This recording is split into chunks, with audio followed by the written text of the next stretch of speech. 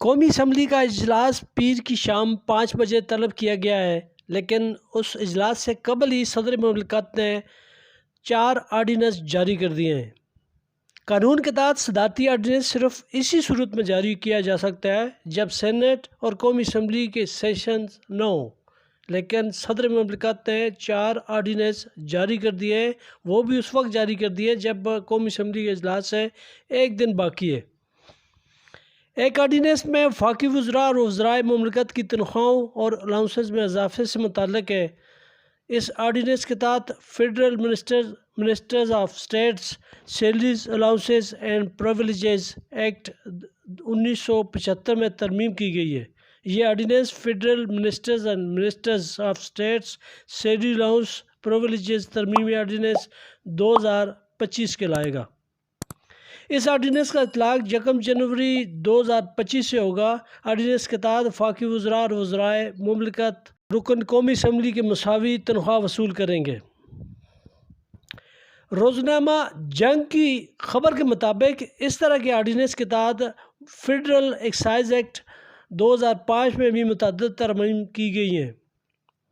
F B are کو tax recovery کے لیے مزید اختیارات دیے گئے ہیں۔ آرڈیننس کے مطابق پہلی اپیل کے خاتمے پر فیڈرل بورڈ آف ریونیو قابل ادا ٹیکس کی صورت میں فوری ریکوری کر سکے گا۔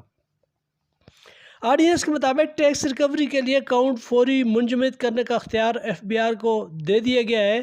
اسی طرح ایف بی آر کو کاروباری مقامات پر افسر تعینات کرنے کا بھی اختیار دیا گیا ہے۔ آرڈیننس کی پیداوار اور اسٹاک کی نگرانی کا بھی ایف بی آر کو اختیار دیا گیا ہے۔ آرڈیننس کے مطابق کاروباری مقامات پر ایف بی آر کے افسران تعینات ہو سکیں گے۔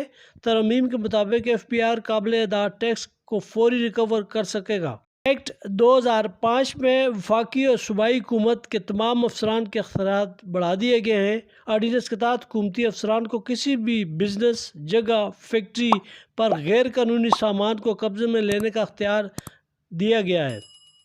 صدارتی آرڈیننس میں سی ڈی اے ترمیمی آرڈیننس 2025 کے تحت ڈپٹی کمشنر کو یہ اختیار حاصل ہے کہ وہ لینڈ بشمول بلڈنگ یا بلڈ اپ پراپرٹی کے 2 الگ الگ ایوارڈ جاری کر سکیں، ایک زمین کے لیے اور دوسرا عمارت کے لیے۔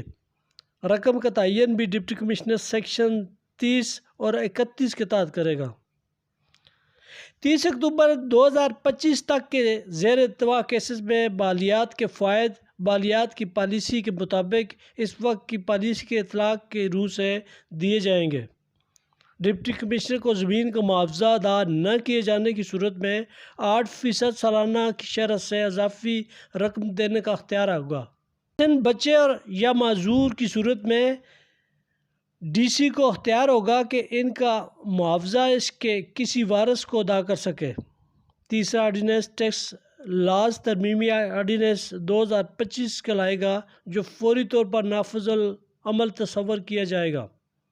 سیکشن 3A کے تحت اس آرڈیننس یا کسی اور قانون یا کسی قاعدہ یا کسی بھی عدالت، فورم یا اتھارٹی کے کسی فیصلہ کے تحت اس آرڈیننس کسی بھی اسیسمنٹ آرڈر کی کسی بھی شق کے تحت قابل ادائیگی ٹیکس فوری طور پر قابل ادائیگی ہو جائیں گے یا جاری کردہ نوٹس میں بیان کردہ وقت کے اندر قابل ادائیگی ہوں گے۔